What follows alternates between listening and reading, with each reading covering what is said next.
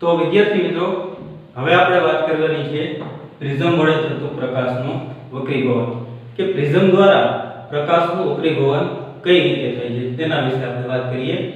તો આની પહેલા આપણે ચેપ્ટર નંબર 10 માં કાચના લંબઘન વડે થતું વક્રીભવન જોઈ ગયા છીએ કે કાચનું લંબઘન આપેલું હોય અને એના ઉપર આપણે કિરણ આપાત કરીએ તો શું થાય? તો કે કાચનું લંબઘન હોય એ શું કરશે? તો કે આપાત કિરણની દિશા બદલાવી નાખે.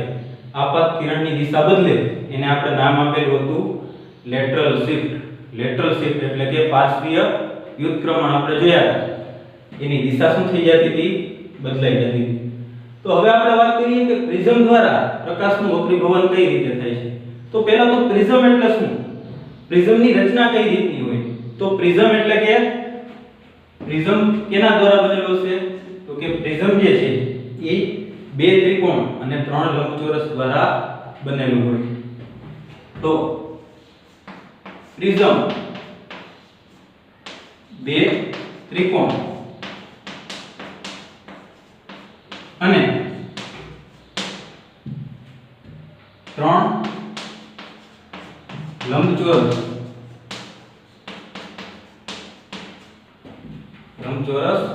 દ્વારા બનેલું હોય છે. પ્રિઝમની અંદર શું આવેલું છે? તો કે બે ત્રિકોણ એકબીજાની પાછળ ગોઠવાયેલા છે અને વચ્ચે ત્રણ લંબચોરસ આવેલા છે. એનાથી શું બનશે? તો કે પ્રિઝમ બનશે. આપણે એની આકૃતિ જોઈશું. તો એની પહેલા આપણે વાત કરી લઈએ કે પ્રિઝમ કોણ કોને કહેવાય, કે પ્રિઝમ કોણ કોને કહેશું આપણે. તો કે જે બે બાજુઓ પ્રિઝમની બે બાજુઓ જ્યાં એકબીજાને અડશે એટલે વચ્ચે શું બનશે? કાંઈ ખૂણો બનશે. તો આ જે ખૂણો બને છે, જે બે બાજુ અડે ત્યાં એક ખૂણો બને છે. તો આ જે ખૂણો બને છે એને આપણે શું કહીએ છીએ? તો કે પ્રિઝમ કોણ. એટલે કે પ્રિઝમની બે પાર્શ્વીય બાજુઓ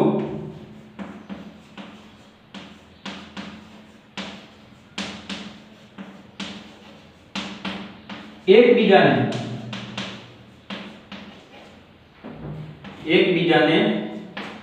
અડકે છે ત્યાં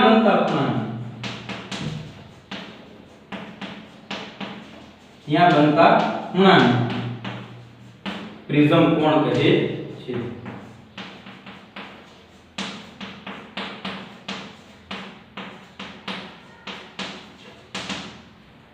ત્યાં જે બનતો ખૂણો હોય એને આપણે શું કહીએ છીએ? પ્રિઝમ કોણ કહીએ છીએ. હવે પ્રિઝમની આકૃતિ આપણે જોઈએ કે પ્રિઝમ કઈ રીતે બનેલો હોય. તો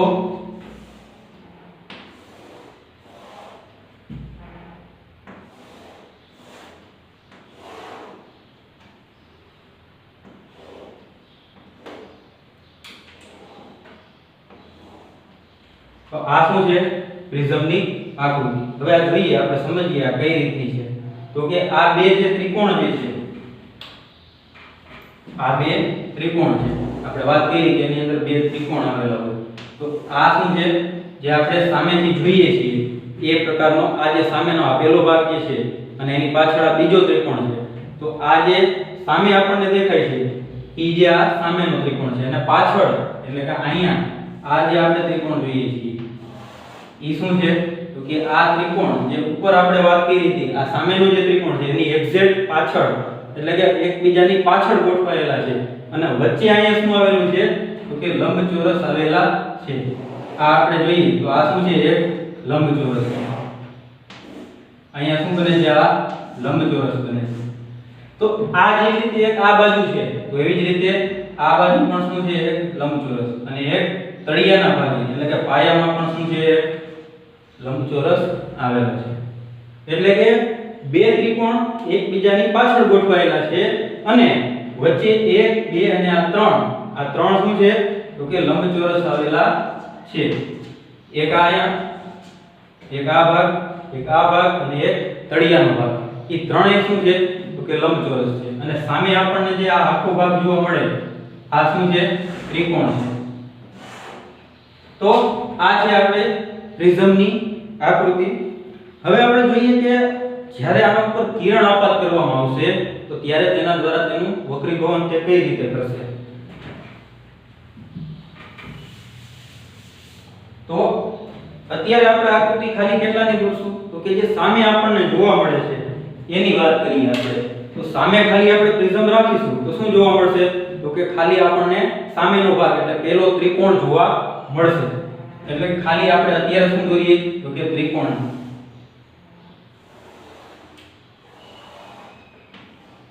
તો ધારો કે આ કોઈ એક પ્રિઝમ છે, એને આપણે સામેથી જોઈએ છીએ એટલે આપણને ખાલી શું દેખાય? તો કે સામેનો ત્રિકોણ દેખાય. પાછળનો ત્રિકોણ અને લંબચોરસ છે જે એ શું થાય છે? તો કે સામેથી જોઈએ છીએ એટલે ઢકાઈ જાય છે. તો હવે આપણે વાત કરીએ કે અહીંયાથી કોઈ એક કિરણ આપાત થાય. આ કિરણ આપાત થાય છે અને અંદર શું થશે? તેનું વક્રીભવન થશે અને પછી શું થાય? તો કે તે બહાર નિર્ગમન પામે એટલે કે બહાર નીકળી જશે. તો હવે આપણે અહીંયા જોઈએ કે જે આપાત થાય છે, જે કિરણ આપાત થાય છે એને આપણે નામ આપી દઈએ કે PQ કિરણ જે છે એ આપાત થાય છે. તો આપાત કિરણ PQ શું થાય? આપાત કિરણ.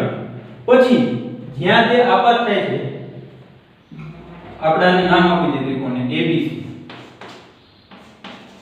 તો આ ABC છે. હવે AB શું થઈ ગઈ? એક પ્રિઝમની બાજુ થઈ ગઈ. PQ આપાત કિરણ થઈ ગયું. PQ જે બિંદુએ આપાત થાય એને આપણે નામ આપી દઈશું E અને જ્યાંથી નીકળે છે ત્યાં નામ આપી દઈએ F. અને નીકળી ગયા પછી એક નિર્ગમન કિરણ આપણને જોવા મળે છે. તો આ નિર્ગમન કિરણનું નામ આપીએ PQ પછી RS. આ થયું શું થયું? નિર્ગમન કિરણ. હવે આપણે વાત કરીએ કે આમાં આપણે વાત કરી હતી કે પ્રિઝમની બે પાર્શ્વીય બાજુઓ એકબીજાને અડકે છે ત્યાં બનતા ખૂણાને આપણે પ્રિઝમ કોણ કહીએ. તો અહીંયા ધારો કે જોઈએ AB અને AC એ બંને શું છે? પ્રિઝમની બાજુઓ છે.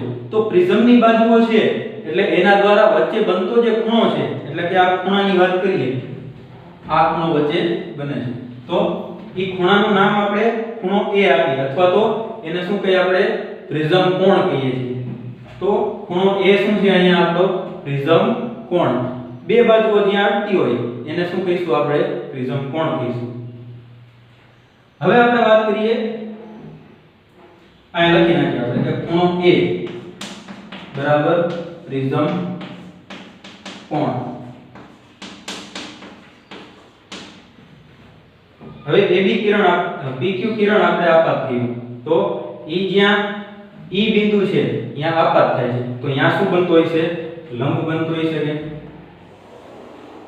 અને જ્યાંથી નીકળે છે ત્યાં પણ એક લંબ બનાવતો હોય છે અહીંયા આ રીતે. હવે PQ આપાત થાય તો અહીંયા કંઈક આપાત કોણ આવેલો છે. તો આ આપાત કોણ, ધારો કે આ આપાત કોણ છે તો આપાત કોણને આપણે નામ આપીએ થીટા I. તો આ છે આપણો આપાત કોણ. પછી જ્યાંથી નીકળી જાય છે એટલે કે વક્રીભવન થાય છે બહારની બાજુ AB ની બહારની સપાટીએ નીકળે છે એટલે કે આ પ્રિઝમની અંદરનો ભાગ છે એટલે કે વક્રીભવન થાય છે એટલે કે આને આપણે નામ આપશું વક્રીભવન કોણ થીટા I. એટલે કે થીટા I બરાબર શું થયું? એટલે કે I બરાબર આપાત કોણ. વક્રીભવન થાય છે અહીંયા એટલે આપણે એને નામ આપ્યું થીટા R. તો R બરાબર વક્રીભૂત કોણ.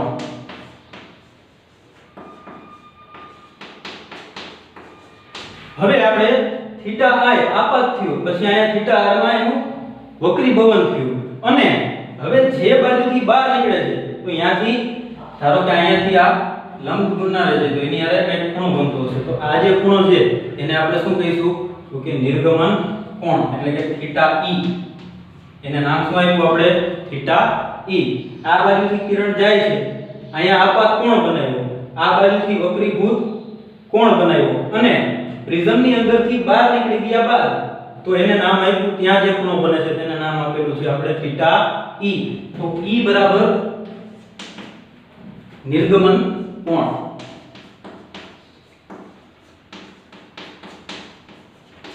તો તો આ જે બહાર નીકળી જાય છે ત્યાંને આપણે નામ આપેલું છે થીટા e એટલે કે નિર્ગમન કોણ. હવે આપણે કિરણને નામ આપી દઈએ એટલે કે આ pq છે એ શું છે તો કે pq બરાબર આપાત કિરણ, pq બરાબર આપાત કિરણ, rs એટલે કે નિર્ગમન કિરણ,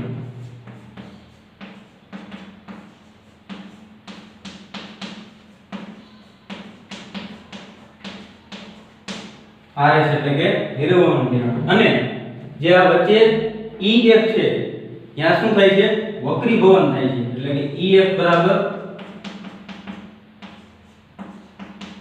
વક્રીભૂત કિરણ.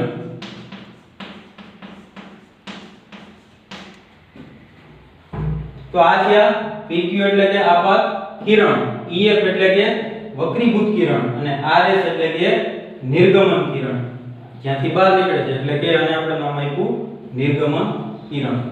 હવે આપણે વાત કરીએ કે જે આ pq અને rs છે એ બેને લંબાવીએ એટલે કે આ બાજુ ધારો કે આપણે લંબાવીએ છીએ અને આને આ બાજુમાં લંબાવીએ તો અહીંયા શું બને છે કાંઈ ખૂણો બને છે. આને નામ આપી દઈએ આપણે ધારો કે d. વચ્ચે શું બને છે અહીંયા તો કે કોઈ ખૂણો બને છે. તો એ જે ખૂણો બને છે એનું નામ આપણે શું આપશું તો કે આ ખૂણાને વિચલન કોણ તરીકે ઓળખવામાં આવે છે. એટલે કે ખૂણો d બરાબર વિચલન કોણ.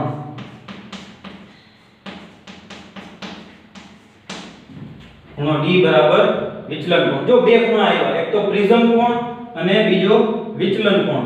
પ્રિઝમ કોણ એટલે કે જે પ્રિઝમની બે બાજુઓ દ્વારા બનતો હોય એને પ્રિઝમ કોણ કહીએ છીએ.